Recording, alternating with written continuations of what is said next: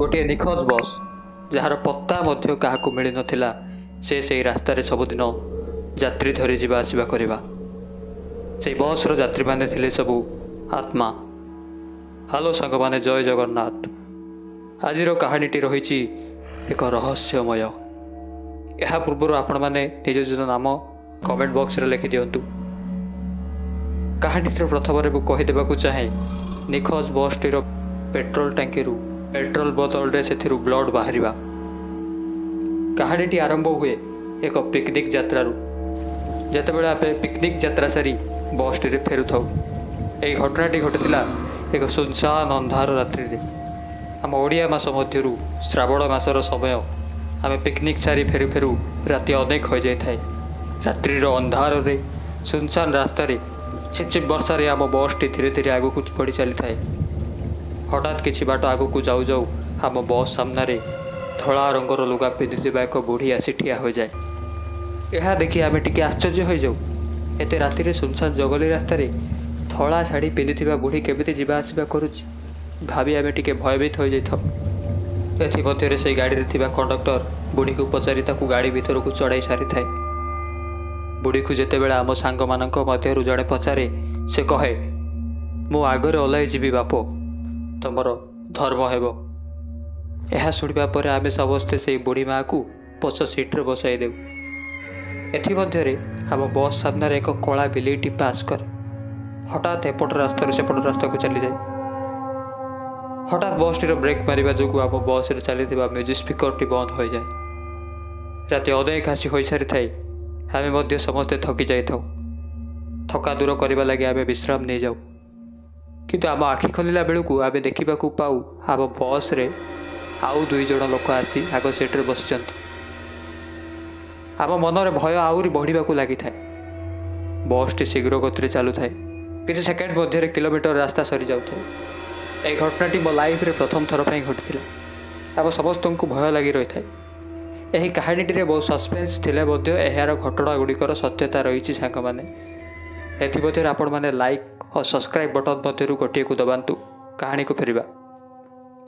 एबे बस टी रे ड्राइवर कंडक्टर मु और से बुढ़ी माँ यह व्यतीत से दुई जण लोक समय बीतवा सह मोर सांग माने ओह्लाई जाइथांती। हठात गोटे स्टपेज सामने बस टी ब्रेक मारे।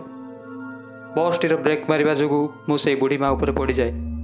बुढ़ी माँ सेठारे अभियोग करी कहे बस रो हठात ब्रेक मारिबार फायदा उठाई नहीं ए पिलाटी मोर चेन और पर्स चोरी कर नहीं।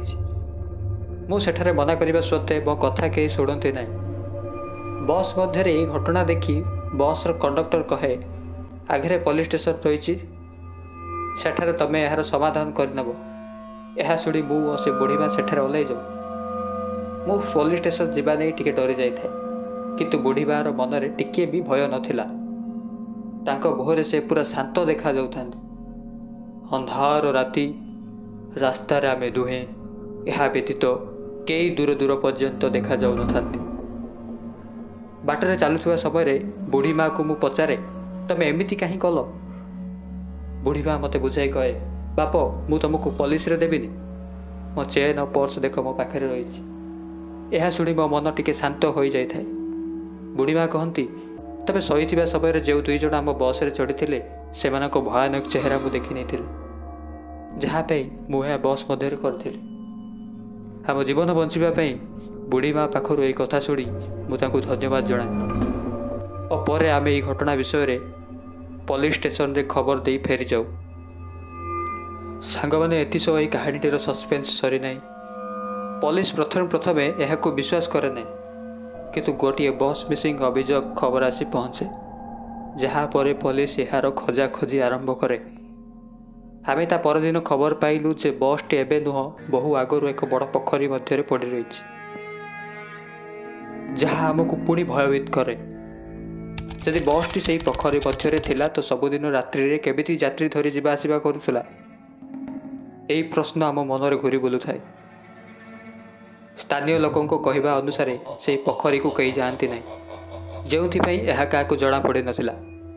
बस टी जितेबाला पाड़ी ऊपर को अणा जाए सेठार आम देखा पाइलु 4 जण लोकों लाश। से बस रो ड्राइवर कंडक्टर व्यतीत ସେଇ 2 ଜଣ ଲୋକ। ପରେ ଯେତେବେଳେ ଏହାର ତେଲ ଟାଙ୍କିକୁ ଚେକ୍ କରାଯାଏ ସେଥିରୁ ରକ୍ତ ମିଳେ। ଶେଷରେ ମୁଁ କହିବାକୁ ଚାହିଁବି, ସବୁବେଳେ ସତର୍କ ରୁହନ୍ତୁ। କେହି ବି ଆପଣ ଚଢ଼ିଥିବା ବସ୍ରେ ଆସି ବସେ ତାଙ୍କ କାର୍ଯ୍ୟକଳାପ ଉପରେ ନିଶ୍ଚୟ ନଜର ରଖନ୍ତୁ। ଆମର ଯଦି ଏହି ସସ୍ପେନ୍ସ କାହାଣୀଟି ଆପଣଙ୍କୁ ପସନ୍ଦ ଆସିଛି କମେଣ୍ଟରେ ୟେସ୍ ବୋଲି ଲେଖନ୍ତୁ। ଅନ୍ୟ ଭିଡ଼ିଓ ପାଇଁ ଜୟ ଜଗନ୍ନାଥ ଲେଖନ୍ତୁ।